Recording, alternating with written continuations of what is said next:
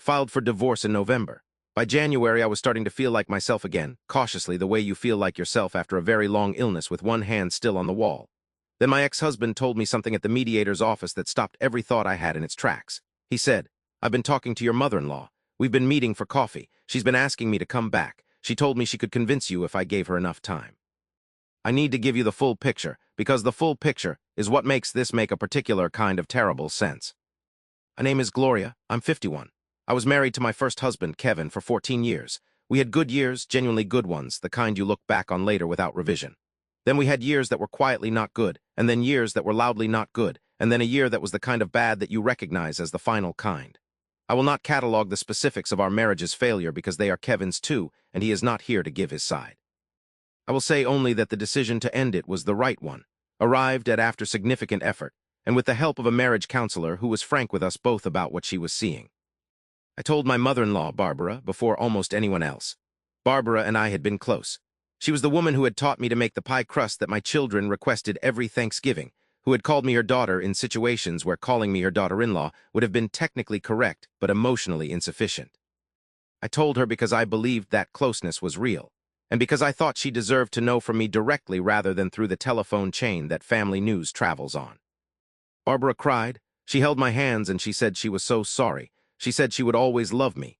She said that whatever happened with Kevin, she hoped I knew that I was part of her family and that didn't change. I believed her. I want you to understand that, because what happened next is only fully explicable if you understand that I had genuine trust in this woman. The 2 months between that conversation and the mediator's office, I thought Barbara and I were grieving together. She called regularly. She came for coffee once at my apartment. I had moved out of the house, and we talked about the children, about how they were adjusting, about what the next months would look like. She seemed sad. She seemed sincere. She seemed like a woman who loved two people who were separating and was doing her best to hold that grief with grace. She was simultaneously meeting Kevin for coffee twice a week and coordinating a strategy for saving a marriage I had already decided to end. He told me because I believe he had a crisis of conscience at the mediator's office. We were in the middle of discussing asset division, and something shifted in him, and he said, "I have to tell you something," and he told me.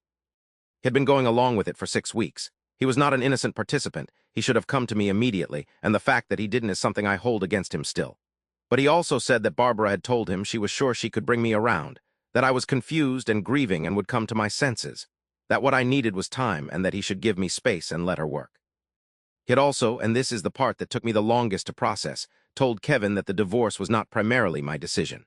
She told him I had been influenced by a friend of mine who she considered a bad influence and who had been pushing me toward leaving. This was not true. This was a narrative Barbara had constructed that allowed her to believe I was acting against my own best interest rather than in the fullest expression of it.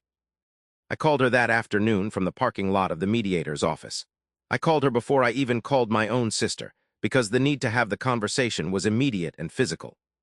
She answered on the second ring, and I could tell from the way she said hello, too warmly, too quickly, that she knew Kevin had told me. I asked her, "Is it true?" She said, "Gloria, I was trying to help." I said, "Help who?" She said, "All of you, my son, my grandchildren, you, I was trying to save the family." There it was, the thing I had known abstractly since the mediator's parking lot and now knew completely. She was not trying to save my marriage. She was trying to save her family's shape. The shape that included me in a specific role, Kevin's wife, her daughter-in-law, the mother of her grandchildren in a household she could visit and know and understand. She was trying to preserve an arrangement that worked for her, and she had constructed an explanation for herself, probably a genuine one, in which that was the same as helping me. Told her that what she had done was a betrayal. I used that word specifically. I told her that I had trusted her with one of the most private and difficult decisions of my life, and she had taken that trust and used it as information in a campaign conducted behind my back. I told her that meeting my husband for coffee and promising she could bring me around, while calling me her friend, while drinking tea at my apartment, while holding my hands and saying she loved me, was not help. It was manipulation, and it was the most specific kind of unkindness because it came dressed as care. She started to cry. I had seen Barbara cry many times and knew it was genuine. The crying did not change what she had done. The divorce was finalized in the spring. Kevin and I have a workable co-parenting relationship, workable in the way that two people who know each other very well and no longer love each other romantically can work together when there are children to consider. We are, I think, better as co-parents than we were as spouses toward the end. The children are okay. They are more than okay. Children are resilient in ways that surprise you. Barbara and I have a relationship I would describe as managed.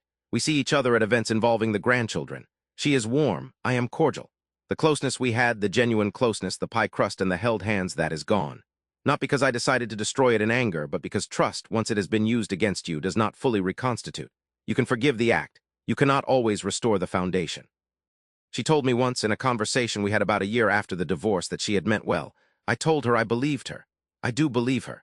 Meaning well and doing well are not the same thing, and the gap between them can be very large. I am 51, and I know a number of things about myself that I did not know at 37 when I married Kevin. I know that my decisions are mine.